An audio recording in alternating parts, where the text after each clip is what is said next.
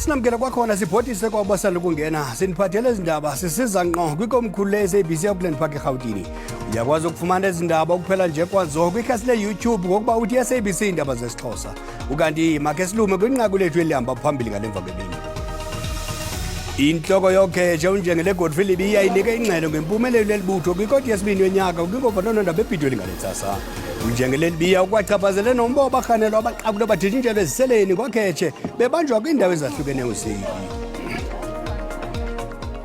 Usosiba jikelelwe izizwe ezimanyene usamkela isivumelwano ekufikelele kuso nguIsrael neqela iHamas emva kokuphosa umrhaji kulamele ilizwe laseQatar lixhaswa yiJiphethe neMelika. Kwingxelo emfutshane umnumzana Antonio Guterres uthe izizwe ezimanyene zizakhupha iziseko ukuxhasa ukuphunyezwa kwesi sivumelwano ngelokuqinisa ifuthe lokuhlangula imeko yoluntu eGaza. Ukubekwa phansi kogqunci kuza kubonwa ngokuba kuthiwe qha ngezagweba iintsuku ezine zekwangaxeshanye kutshintshiselwane ngabathinjwa ukuqala ngomso. Oko kwaqala imbambano kwiveki ezintandathu ezidlulileyo kungakhe kuthi xibilili xa iingxelo zesivumelwano zigqitha emaphepheni nasekuthethweni zenzeke nangona kusekho umsantsa nje wokungathembani phakathi kwala maqela amabini abandakanyekayo. The fact that it took 46 days before a first truce has been agreed should tell us a lot. The United States, Qatar, as well as the Egyptians have been working very hardly behind the scene in order to ensure the success of this truce. Kunjalo uSirayeli uyibekela ubala yokuba umlo usaqhubeka ekuquleni begangathanga kwimigudu yeHamas eGaza. I would like to clarify, we are at war and we will continue to fight. We will continue to fight until we reach all of our goals. Esi sivumelwano sivunywe ngabasemagunyeni ePalestina sibonwe njengesizakwandiswa. The release of a number of our prisoners during the war is a very important thing. This deal can signal a start to a change in the general atmosphere of this war. Therefore, this will break the wave and create a new reality that may convince the Israelis that power doesn't always achieve the aimed results. Amaxhoba macala omabini anethemba lenkqubela phambili. We hope this ceasefire will be good. We have been waiting for the ceasefire. We've been hoping for it. We pray for peace so all the people can be done with all of these challenges we are facing. Kwiingqimba zamafo ezigubungeleyo esi sigqibo sithembisa ngokukhanya okuzayo. Ugqiba iminyaka elishumi wasekwayo kule mpelaveki umdyarho wamahashi iBerlin November cebo kuhle eMonti eMpuma Koloni. Le ngcikela yomdyarho itsala abantu abaphuma kulo lonke iphondo nangaphaya kwemida yalo. Ukuva banzi isibamba ngobuxhakaxhaka bale mihla umseki walo mdyarho uyinduma umnumzana Luthando Bharha eza kumngcambazisa ngalo mdyarho wale mpelaveki. Mnumzana uBharha sithi halala ngokugqiba iminyaka elishumi yonke ngalo mdyarho. Khawusixelele ukuza kuthi ganguku belunjani uhambo kule minyaka elishumi idlulileyo? Nkosi kakhulu siyana kuba phulaphula. Njengoba usitsho iBerlin November igqiba iminyaka elishumi. Ibihambo ke enhle kodwa enamadingxidingi. Ukuqala kwethu ijongo zazikukuphuhlisa umdyarho oyinto ethandwa kakhulu ezilalini nakumaphandle kumbe kwiphondo lase-Eastern. Sathi ke masike noko siyiphucule ufane ube kwizinga elifana namanye amaphulo afana neli afumaneka phaa kwiDurban kwiDurban July napha eKapa. Yiyo ke loo nto namhlanje sivuya uba noko singathi sikwazile noko ukuthi iSouth Africa yonke siyibize incedisane nathi osomashishini nabo baxhase ukuphuhlisa umdlalo wamahashe isikakhulu ekukhuliseni inxaxheba ezawudlalwa lulutsha ezizidyoki kunye nabantu abafuya amahashe bakwazi noko ukuthi babe nento abayifumanayo qho xa kukhona imidlalo yamahashe. Ungasixelela Maduna ngegalelo lomsili kuqoqosho lwephondo?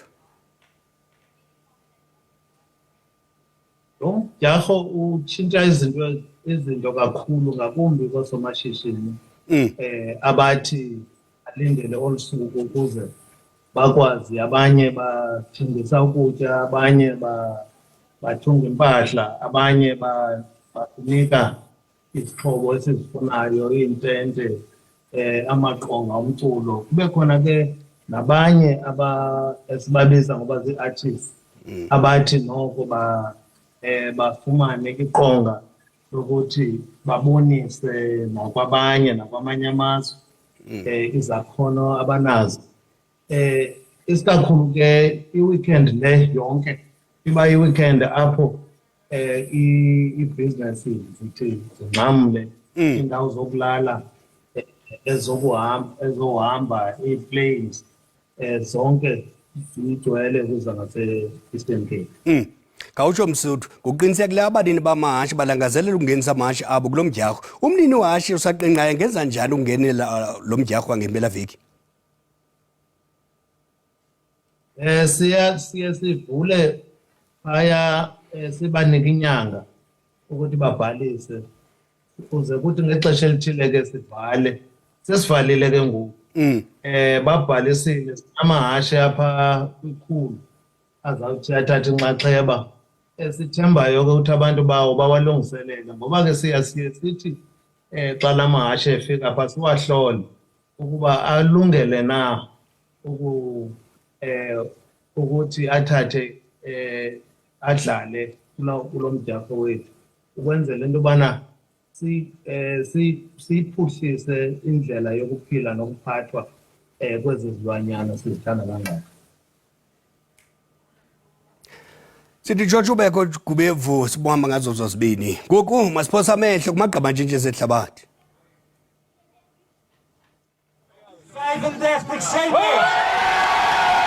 Inkokheli yabanqaxi bangasekunene uGert Wilders uphumelele unyulo lokuba inkulumbuso elandelayo yamaDutch yaseNetherlands. Kulindeleke ukuba le nkulumbuso iseke urhulumente wentsebenziswano neqela lenkulumbuso ephumayo uMark Rutte neqela iNew Social Contract ukuze bafumane ulawulo lwentando yesininzi.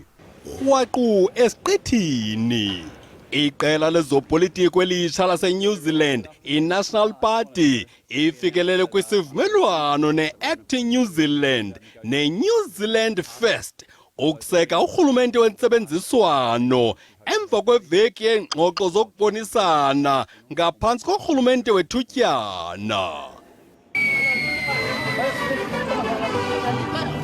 Qakatha qelele eMexico bangungele nesitalatweni bembejembeje zizivatho zesintu sabo kumbhiyozo wosuku lukaSicilia ongcwele, Saint Cecilia ngolwamakatolika. Lo mdyiwazo sele uqingqithe iwaka leminyaka kwintshona eJalisco kwiziyunguma zokubotshwa kweqhina lomtshato nakwimibhiyozo. Xa siqwela ingqokoqo, inqaku likaNicolas Otamendi lincede iArgentina ibethe iBrazil ngenqaku elinye kwimbandi yesikhova. Abalandeli bebefuna isiqwini de kwangenelela abakwasidlodlo waphazamiseka umdlalo isiqingatha seyure kwibala ebelizele limi ngeembambo iMaracana.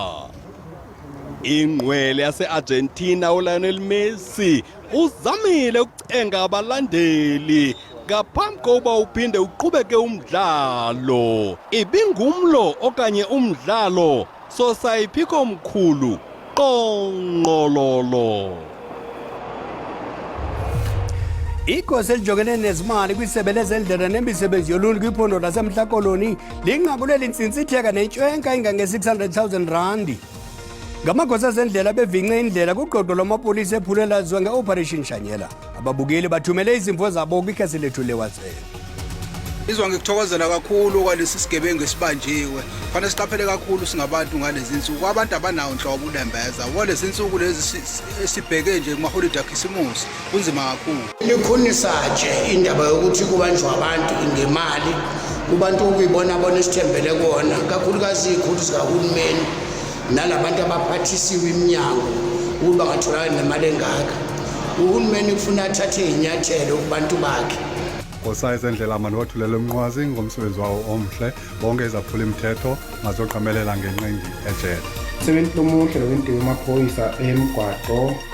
Umsebenzi omuhle lo wentiwa emaphoyisa nje. Njengoba nje ukuthi ku-December abantu abafaki imali emabhenki bangahambi nemali eningi bayifake emotini bahambe nayo emgwaqeni. Masisela abantu ayiwanda vele sabe imali engayo belizojila ilibhade ngayo abantu lisebenze imali ethile kodwa liyityile. Izwe-ke lidinga amaphoyisa kanje asibambe isigebengu angafuni intshontsho futhi angathathwa imali ayibonayo eyizidumbuku nawo bese efuna ingxenye yawo. Cha, isigebengu nje asithatha sivalele siwashayela ihlombe. Umbango mdiya ucima umlilo sihlangabezeni kwenze insimbi yesixhenxe ukulala kwenkukhu makube chusi sibehele.